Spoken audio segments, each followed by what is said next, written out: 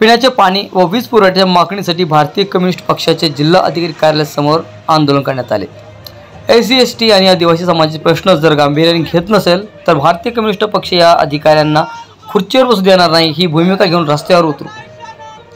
प्रल्हाद पडूळ भारतीय कम्युनिस्ट पक्षाचे नेते यांचा इशारा।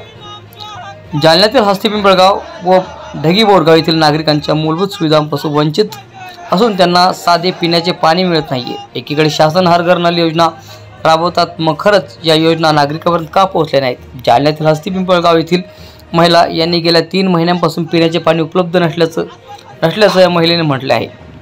तर ढगी बोरगाव येथील नागरिकांकडून वीज वितरण कंपनीच्या अधिकाऱ्यांना 1,50,000 रुपये भरून वीज कनेक्शन घेतले, मात्र त्याच अधिकाऱ्याने स्वतःचे भ्रष्टाचार लपवण्यासाठी या नागरिकांवरती खोटे गुन्हे दाखल केला असल्याचे आरोप करीत जिल्हा अधिकारी कार्यालयासमोर आज आंदोलन केले असून शासनाने लवकरात लवकर या नागरिकांना पाणी आणि वीज कनेक्शन द्यावे, नसता आदिवासी समाजाचे बिराड घेऊन जिल्हा अधिकारी कार्यालयात निवासस्थान बनवा असा इशारा भारतीय कम्युनिस्ट पक्षाचे जिल्हा सेक्रेटरी प्रल्हाद पडूळ यांनी दिलाय। कोंडाबाई भावराव खाटीकुमारे, हस्ती पिंपळगाव। माझं म्हणणं आहे की याचं पाणी नालीमध्ये नळ असताना प्यायला पाणी दुरुस्त यावा। आम्हाला किती 3 महिने झाले प्यायला पाणी नाही, बाहेरून पाणी आम्ही आणू शकत नाही। वाट बंद आहे, बोरिंगची वाट बंद आहे, आडाच्या पाण्याची वाट बंद आहे। आम्हाला विहिरीवर जाता येत नाही, राशन दुकानावर जाता येत नाही, किराणा दुकानावर जाता येत नाही, रिक्षाच्या टॉपला जाता येत नाही। प्यायच्या पाण्याचं लय अवघड आहे। आम्ही पाणी कुठून आणावा, कुठून प्यावा, कसं करावे? कलेक्टर ऑफिसला 20 तारखेला मी साहेबाला बोलले होते। आजही मीटिंगमध्ये सरला मी अर्ज दिला। माझं सरनं तिथं शिव मॅडम होते, त्या म्हणाल्या तुमचं काय आहे? मी तिथं ते बोलले, त्याला अर्ज केला, त्याच्यावर सही शिक्का घेतला। त्याचे मान्य आहे की मी तुमचं उद्या पाणी चालू करू शकते। त्यानं तिथं लोक धाडून SP साहेबांना मोजपुरीना गुन्हा दाखल केला नाही, काही प्रकारे केलं नाही।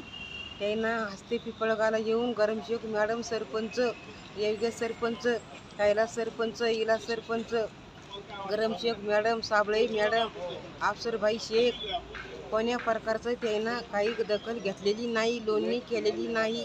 त्यांना जानेवारीपासून नालीचा प्रकरण कोणची लोणी प्रकरण घेतलेलं नाही। मला एवढा रस्त्याचा न्याय द्यावा। मला आज भारतीय कम्युनिस्ट पक्षातर्फे महाराष्ट्राच्या आंदोलनात खरंच मूलभूत प्रश्न घेऊन आम्ही कलेक्टर साहेबांना भेटलो। हस्ती पिंपळगावमध्ये SC समाजाची महिला, त्यांना पिण्याचं पाणी उपलब्ध नाही। जर पिण्याचं पाणी आहे, जीवनावश्यक वस्तू जर ग्रामपंचायतच्या जर सर्वसामान्य माणसाला जर भेटत नसेल तर ही शोकांतिका खूप आहे। आणि सतत ST समाजाचे प्रश्न घेऊन आम्ही कलेक्टर साहेबांना, आता 4थं आंदोलन आहे, यावर कलेक्टर साहेबाला फक्त ते अभियंता आश्वासन देतात आणि टाळाटाळ करून चुकीची उत्तरं देऊन कलेक्टर साहेबाचं समाधान करतात। पण कलेक्टर साहेबालाही आम्ही वारंवार सांगत आहोत की तुम्ही एखादा पथक नेमून आमच्या आदिवासीचा प्रश्न सॉल्व तुम्ही करा, कारण की तुमच्या पथकामार्फत जर त्यांची चौकशी झाली तर यांना न्याय भेटल। आणि खरोखरच ह्या आदिवासीवर इतका अन्याय झालेला आहे की हा अन्याय त्यांना गुन्हेगारी प्रवृत्तीकडे नेणार आहे का, की यांचे मुलं शिक्षण पासून वंचित राहायला लागलेले झाले। आज जून महिन्यापासून शाळा उघडलेल्या आहे, यांचे मुलं शाळेत जात असताना त्यांना अभ्यासासाठी लाईन उपलब्ध नाही। ही यांनी 1.5 लाख रुपये देऊन अभियंता असन, इंजिनियर असन यांच्या मार्फत लाईन घेतलेली आहे।